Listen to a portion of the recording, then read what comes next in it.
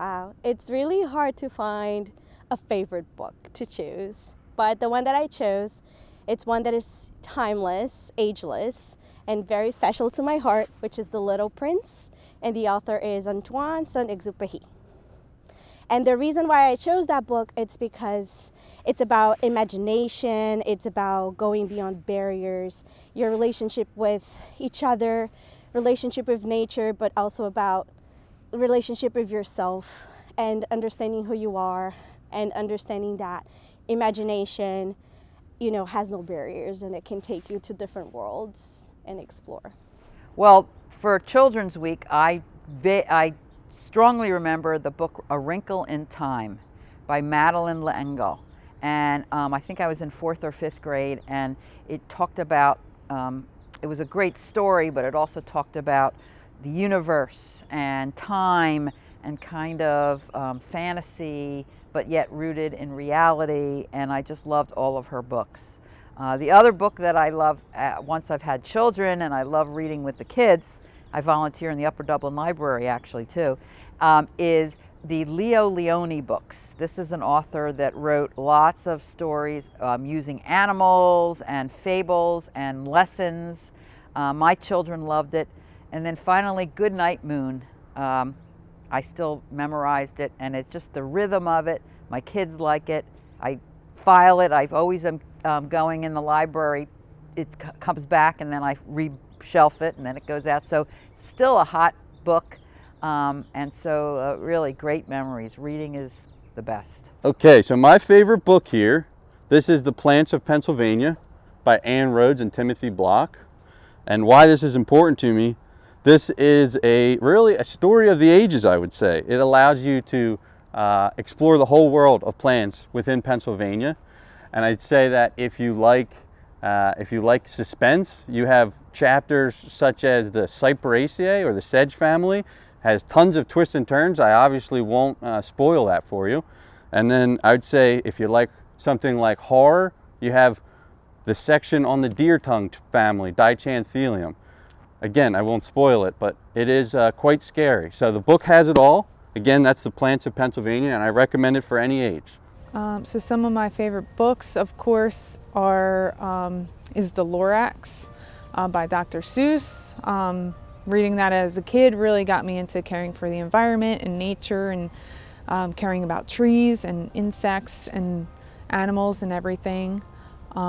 And I also enjoyed as a kid The Very Hungry Caterpillar because that was one of the first books that I read that taught about insects and how they grow and live. So my favorite book story growing up was Where the Wild Things Are by Maurice Sendak, the legendary illustrator and writer. I love that book because it's one of the books that my father used to always read to me as a kid. He was a really big influence on me learning to read and also getting into horticulture. So that's one book that I'll never forget. It's a really wonderful tale about exploration, imagination, and just having fun. I really love the illustrations in that book. They're super unique, and there's some pictures and I'll never forget. My favorite story growing up when I was real little was The Poky Little Puppy.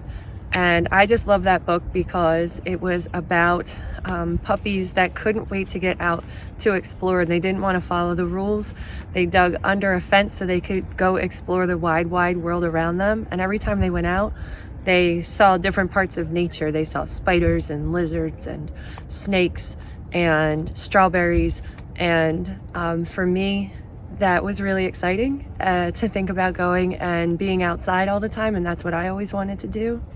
And also when they described the puppies, they used rhyming words, and I was always very interested in poetry and read poetry even when I was little, and so those rhyming words were always fun for me too. Well, I'm sorry, but I just don't have one. As you can see, I guess I started, my favorite one was The Secret Garden, which I now collect in every edition that I can find that has some kind of illustrations. Because one of the things that always drew me, especially, let me see if I can find one quickly, and of course I won't be able to, I should have marked the pages. If there was some kind of chapter divide, it just reminded me of one of the older books and the way they were published back then. Heidi was another one of my favorites, and as you can see, this one is like my original copy, and it's still one of those, as is The Secret Garden, that I go back to from time to time in between my readings of other things. And then, of course, my very favorite Christmas story is A Christmas Carol, and I collect these also. And people have added to my collection over the years. And it's just one of those special things, and it's become a special tradition on Christmas at the house, that when we're opening our Christmas presents, that the Muppet Christmas Carol plays in the background. So we've even been able to update from the original to one of the humorous ones that we enjoy. I brought two books from my early years. The first one was written in 1969, and Sylvester and the Magic Pebble. As an adult, when I look at this book, I find it a little dark, but I really liked it as a kid, and it has a happy ending. And I would say the themes, if maybe everyone knows this book already, but it has themes of, being careful what you wish for, and I guess being patient for things to get better, and maybe relying on other people to help that happen. So I really enjoyed this as a kid, and I still like to look through it even now. And it has lovely illustrations of the donkeys involved. And the other book is definitely a classic. I'm sure everyone's heard of. It's The Secret Garden. There have been at least 3 movies made of this book. I've never seen any of them, nor do I plan to, because when I first read this and during subsequent readings, I've developed my own mental imagery of what this garden looked like and what these people looked like and the animals that they interacted with looked like and sounded like, because some of them talk. And I am happy with that version. I don't really want that to be replaced by a theatrical version, and I know that's a little bit rigid, but I just always, still to this day, enjoyed the imagery of this book and the idea that there are places that are sort of in plain sight but are inaccessible to us for some reason until they're not anymore, and then we should always be looking for those places and learning from them. This book is 100 years old. Not this exact copy, but the story is 100 years old. So, but I think it's timeless, and even if you have seen the movie, I recommend reading the book and imagining it for yourself. Growing up, one of my favorite books, believe it or not, was a nonfiction book. I read lots of nonfiction. I was a weird child. But one of my favorite books was an old book from about the 40s entitled Economic Plants. And it would feature basically any economic plant out there, whether it be food crops, fiber production, textiles, plants to make rubber out of, all black and white photos, if any. There weren't very many photos in it. But the part that I liked is it would tell you about propagation. So I would try to look up tropical fruits that had economic uses and how they were propagated and see if I could grow those from the grocery store. And that started me down a whole trail of growing things from seed, cuttings, wherever I could find them in unconventional locations. And oddly enough, I worked at a public library growing up. This book was in the library collection. One day I came in and they were calling the book collection of things that just didn't get checked out very often or were obsolete at that point. And that book had gotten cold, was no longer on the shelf. I went to look for it, wasn't there. So I talked to my boss, and he actually gave me the book that they'd taken out of the collection, so now I have it in my personal collection.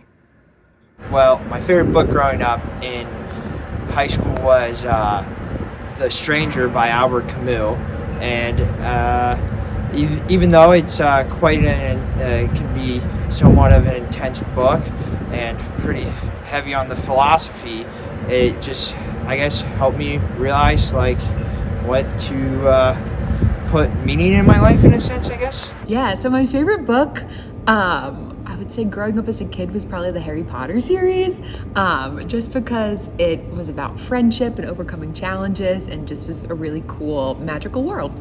So I have 2 favorite books. My first favorite book growing up when I was very young was Goodnight Moon, which I feel like is a classic.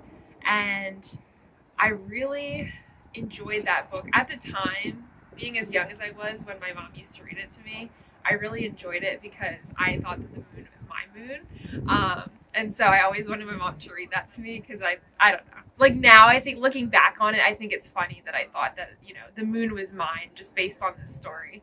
And so I feel like it's an important book to me because I feel like the memories associated with reading it are really great. And then my second favorite book kind of, later in life as a young adult is Pride and Prejudice. And I just think it's a really well-written book. I really enjoy it. And for me, it was a nice challenge. And I think it's important to challenge yourself when you're reading and when you're doing, a number of different things in life. And so it took me a while to get through it, but it felt really good. I felt like I learned a lot of new words. And it's a good story. So those are my two favorite books. I'm here to talk about one of my favorite books. So we can learn in the snow, we can learn with river flows, we can have fun wherever we go.